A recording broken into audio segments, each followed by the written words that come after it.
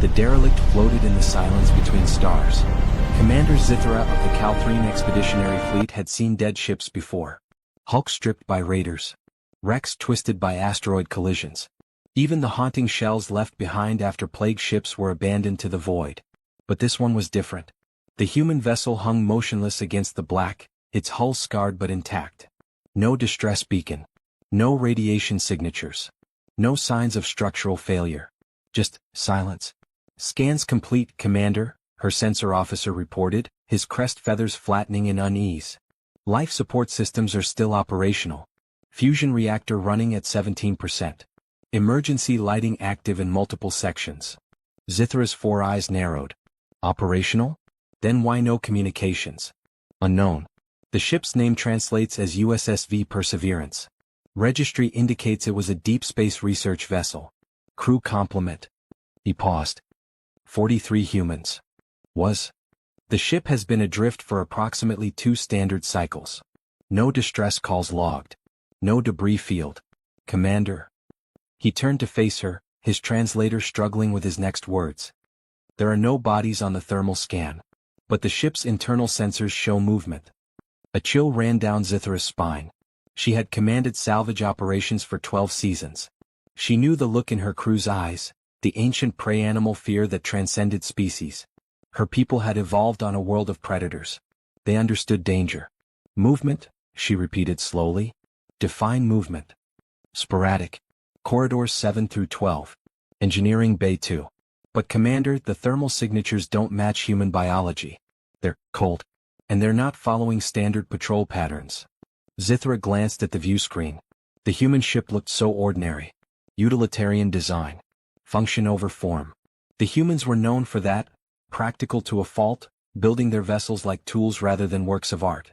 But everyone in the galactic community had heard the stories. Humans were newcomers, barely 200 cycles since first contact. They were weak compared to most species. No natural armor, no claws, no venom. They couldn't survive in hard vacuum like the Torvians or process radiation like the Helex. They were soft, fragile things that needed constant temperature regulation and died if their atmosphere dropped below certain oxygen levels. Yet they had somehow clawed their way to the stars through sheer stubborn determination. And they were strange. "Recommendations?" Zithra asked her crew. "Standard salvage doctrine suggests we report and move on," her second officer said quickly. "Human vessels have been flagged as unpredictable. We're not equipped for." "We're not leaving survivors," Zithra cut him off. "If there's even a chance someone is alive on that ship, we have an obligation under rescue protocols. Assemble a boarding team. Full environmental suits. Armed but with strict rules of engagement. I want toxicity scans, radiation checks, and biological hazard protocols in place." Her crew exchanged glances but moved to obey. 20 minutes later, Zithra stood in the airlock with 3 of her best.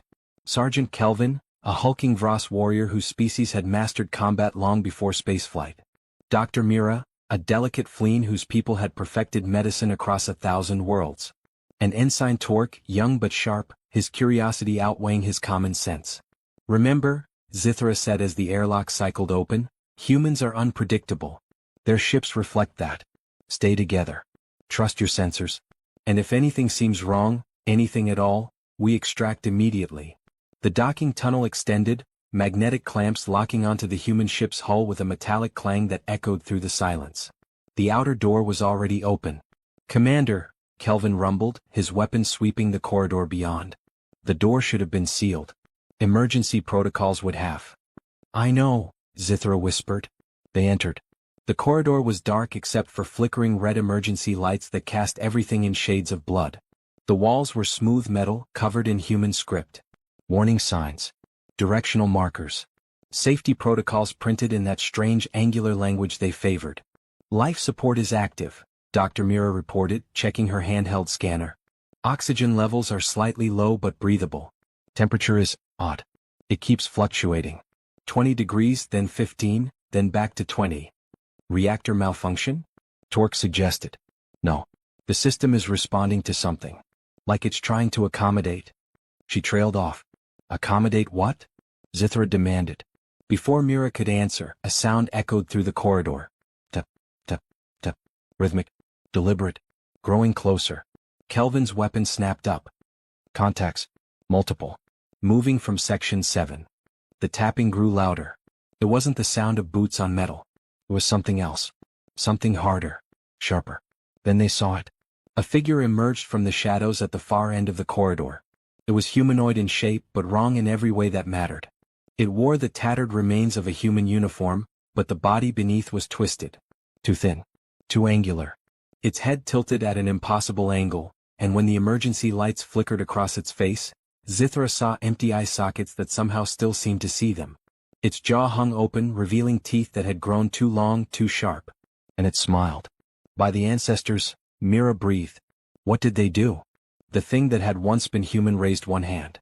Its fingers were elongated, the nails grown into black claws that scraped against the wall as it moved. Tap, tap, tap. Behind it, more figures emerged from the darkness. Zithra's blood turned to ice. They weren't survivors. And they weren't quite dead. Fall back, Zithra commanded, her voice steady despite the terror clawing at her chest. Slowly. No sudden movements. The creatures stopped advancing. They stood in the flickering red light, swaying slightly as if moved by an invisible current. There were 5 of them now, all wearing the remnants of human uniforms. All twisted into something that defied nature. Kelvin kept his weapon trained on the nearest one. Commander, I have clear shots. Permission to hold fire, Zithra hissed. We don't know what we're dealing with. Dr. Myra's scanner was chirping frantically. Commander, these readings, they're impossible. The biological signatures are human but also not. There's neural activity, but it's distributed throughout the entire body, not just the brain. And the temperature, they're generating heat internally, then venting it. That's why the ship's systems keep fluctuating. Are they alive? Torque whispered. I don't know, Mira admitted.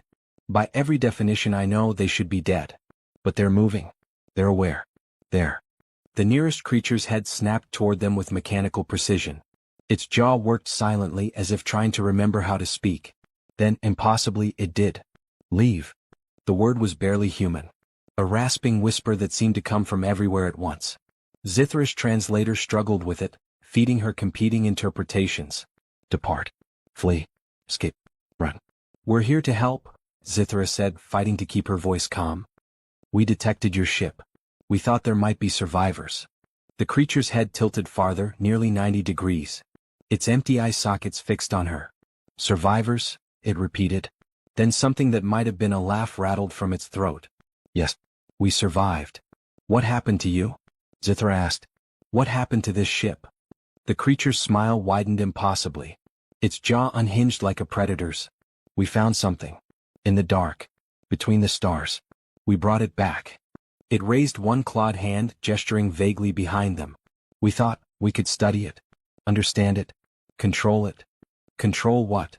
Dr. Mira stepped forward despite Kelvin's warning growl. What did you find? The creature's attention shifted to her. For a moment, something almost human flickered across its ruined face. Recognition. Pity. Don't go deeper, it whispered. Don't go to the lab. Don't look at what we found. Don't let it see you. Behind it, the other creatures began to move. Not forward, but sideways, pressing themselves against the walls as if trying to make space. As if something was coming. A new sound echoed through the corridor. Not tapping this time. Something heavier. What? Like meat being dragged across metal. The temperature dropped 10 degrees in seconds. Commander, Kelvin's voice was tight with barely controlled fear. We need to leave. Now. But Zithra couldn't move. She stared at the creature before her, at the warning in its empty eyes, and understood. These humans hadn't just died. They had been transformed. Changed into something that could survive in conditions that should have killed them. And whatever had done it was still on this ship. How many of you are left? She asked quietly. The creature's smile faded. All of us. None of us. We're here. We'll always be here. Guarding. Keeping it contained. You're keeping something locked in your own ship? Someone has to. The creature's voice cracked. For just a moment, Zithra heard the echo of the person it had been. Frightened. Determined. Human. We tried to destroy it. Tried to jettison it. Tried to burn it out. But it wouldn't die. So we adapted. Became what we needed to be. To keep it here. To keep it from spreading. The wet dragging sound grew louder. Go! The creature suddenly shrieked, its voice distorting into something that made Zithra's translator scream in protest. The other creatures joined in, a chorus of inhuman warning. Get off this ship. Forget you saw us. Forget we existed. Zithra grabbed Dr. Myra's arm and pulled her back. Move. Everyone back to the ship. They ran. Behind them the creatures didn't follow. Instead, they turned to face whatever was coming from deeper in the ship. Zithra risked a glance back and saw them forming a line, their twisted bodies blocking the corridor. Protecting the boarders from something worse than themselves. The team burst through the airlock. Kelvin slammed the emergency release, and the docking tunnel detached with explosive force. Through the viewport, Zithra watched the human ship recede. In the flickering emergency lights she could see movement in the corridors. Shadows moving against shadows. The creatures were fighting something, though she couldn't see what. Commander, her pilot's voice crackled over the comm, I'm detecting massive energy fluctuations from that vessel. Multiple containment fields are active in the lower decks. Whatever they're holding down there, it's trying to break free. Zithra stared at the derelict. At the tomb those humans had made of their own ship. Mark this location as a hazard zone, she ordered. Class Omega quarantine. No ships are to approach within 10 million kilometers. Automated warning buoys to be deployed immediately. What about the humans? Torque asked. Shouldn't we report this to their government? They might be able to. No. Zithra's voice was hard. Those humans made their choice. They're guarding something. Containing it. We're going to respect that sacrifice by making sure no one else makes their mistake. She turned from the viewport, but not before seeing one final thing. The creature that had spoken to them stood at a window, watching them leave. It raised one clawed hand in what might have been a wave. Or a warning. Or a goodbye. Set course for the nearest relay station, Zithra commanded. Full burn. And someone check our hull for contamination. I want every molecule of that ship scrubbed from our systems before we dock anywhere. Her crew scrambled to obey. But as they accelerated away from the ghost ship, Zithra couldn't shake the feeling that something had followed them. Not physically. But in her mind. In her dreams that would come later. The memory of empty eye sockets that still saw. Of a smile too wide for any face. Of humans so determined to protect the galaxy that they had sacrificed their very humanity. And somewhere in the dark, the USSV Perseverance continued its eternal drift, its transformed crew standing watch over horrors that should never see the light of any star. 3 weeks later, Zithra sat in the sterile briefing room of Command Station Meridian, facing a panel of admirals from 7 different species. The recording of their boarding operation played on loop behind her, frozen on the image of that first creature's impossible smile. You're asking us to seal off an entire sector, Admiral Corvin said, his mandibles clicking in disapproval. Based on what? Deteriorated crew members and vague warnings? Commander, do you understand the economic impact? I understand that 43 humans turned themselves into that, Zithra interrupted, pointing at the screen, to contain something they considered worse than death itself. I understand that whatever is on that ship tried to breach containment while we were aboard. And I understand that those humans are still there, still fighting, still keeping it locked away. Ridiculous, said Admiral Thress, a crystalline being whose species viewed emotion as a weakness. The logical action is to send a properly equipped research team. Study the phenomenon. Understand it. Perhaps even weaponize. No. The word came from the back of the room. Everyone turned. A human stood in the doorway. Captain Sarah Chin, according to her uniform insignia. Her face was weathered, her eyes hard. Behind her stood 2 human Marines in full combat gear. Captain Chin, Corvin began, this is a closed session. We've been monitoring your discussions, Chin said, walking to the front of the room without asking permission. The Perseverance was one of ours. And Commander Zithra is right. That sector needs to be sealed. Permanently.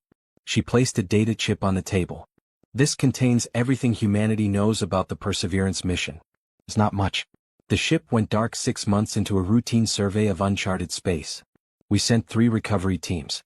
None returned. The last transmission we received was... She paused, her jaw tight. 7 words. Don't come for us. We're already gone. The room fell silent. We thought it was pirates, Chin continued. Or a reactor failure that drove them mad. We never imagined. She looked at the frozen image of the transformed crew member. Dr. James Park. Xenobiologist. He had 2 children. Maria Santos. Chief engineer.